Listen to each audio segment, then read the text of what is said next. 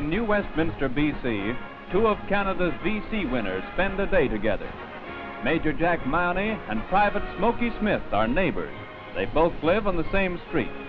After years abroad, they get a real kick out of visiting well-remembered scenes. Fraser River rain doesn't stop them from seeing what they dreamed of in Italy, a good look at home.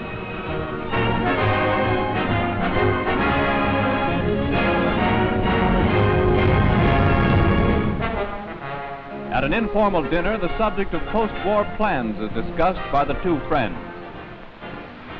By the way, Smokey, have you made any post-war plans? No, I haven't got any. But I think when the boys come out of the battlefields in France and Italy, I think that'll be time enough for our post-war plans. What about you? Well, Smokey, I feel very much as you do. Until the Germans and the Japanese are defeated, the soldier hasn't much time for post-war plans. Jack, I think you've expressed what every Canadian soldier's thinking on all world battlefronts. Mayor Mott of New Westminster explains the work of his committee. Veterans of the past and present war, under his leadership, have found satisfactory employment for 80 discharged servicemen and women of the district. The little red schoolhouse where both the boys were educated is revisited.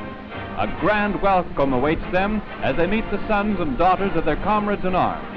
There'll be no studies today with New Westminster's favorite sons around.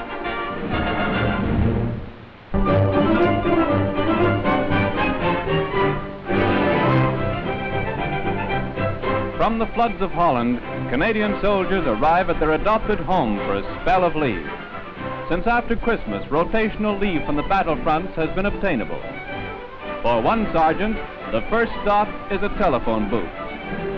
At the other end, his wife, also in the service, wastes no time in getting leave to join hubby. It's home but quickly, and into civvies to welcome her warrior. And what a welcome!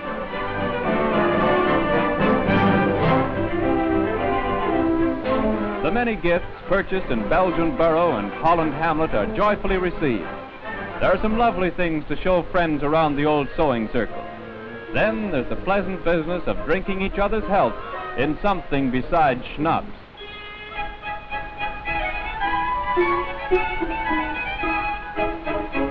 Another leave man receives a warm welcome in the home of his aunt at Rudgwick. How pleasant it is after months of campaigning to sit before the fire in a cozy English home.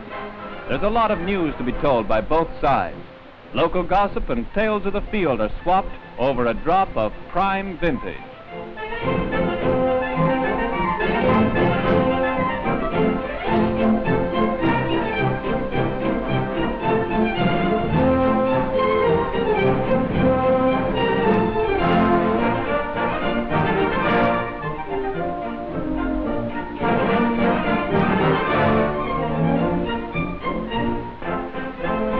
In another south of England home, an adopted son is welcomed back to the family circle. When the Canadians left last summer, they were missed by their friends. Hospitable English folks considered them one of the family. Now everybody from grandma to the youngest member of the group accord them a genuine welcome. The inevitable spot of tea makes for good fellowship.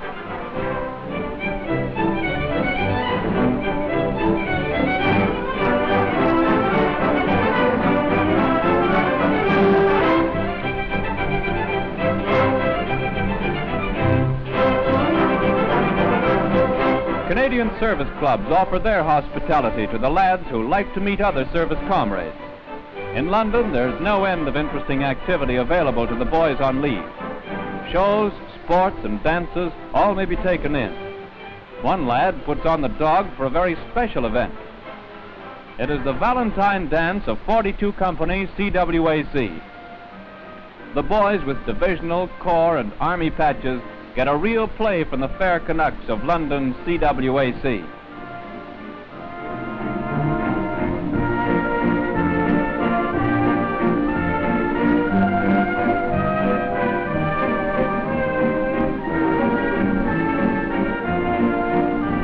BLA leave to Blighty is a great success to all leave men. After their 7 days of heaven, they return to the front, happy, rested, and ready to go.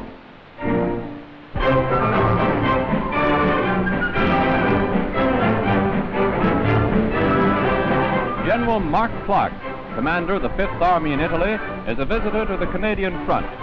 Accompanied by General Folks, he makes an inspection of forward positions.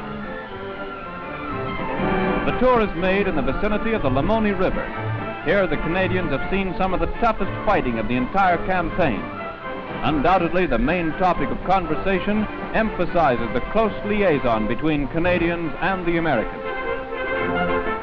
Major General Walford, Adjutant General at MDHQ, makes an inspection of the non-effective transit depot in England.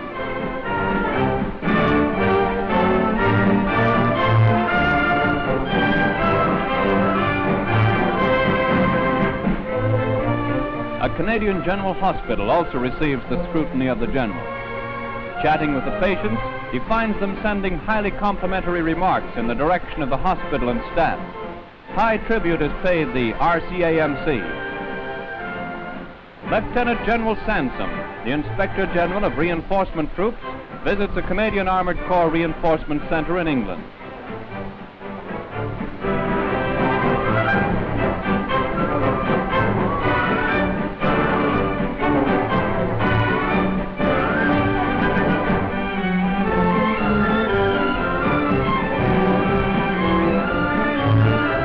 Under his watchful gaze, the newly arrived reinforcements are put through their paces.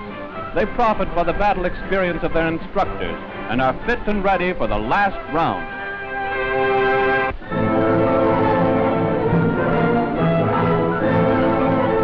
The lowly mule has come into its own amid the snow-capped peaks of the Apennines.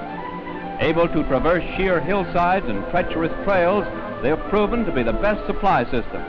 They are used to transport food and ammo to forward posts.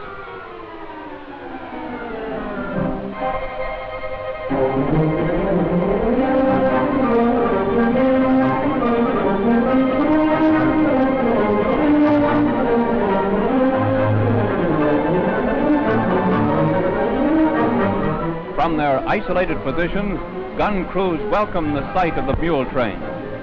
Their precious load means renewed activity for the battery.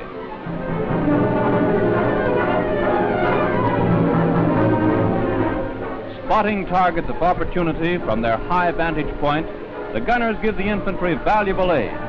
Their supply dumps are well filled.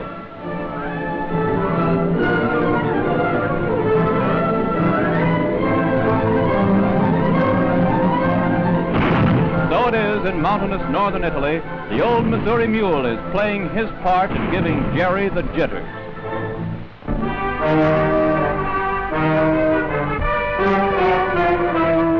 The Allied ring of steel is still drawn tightly around the beleaguered garrison of Dunkirk. Oozy black mud keeps movement to a minimum. Except for switching a gun to a new position or bringing up supplies, movement is not necessary. Our guns have every inch of the ground taped. Jerry can't walk down the streets without being shelled. Even ack-ack guns are used to cover strong points. For the enemy, it is a question of staying underground or else. On the parleys between opposing officers, he complains about this most bitterly. He wants to live an easy life and become a Germanic legend. Our artillery has other views.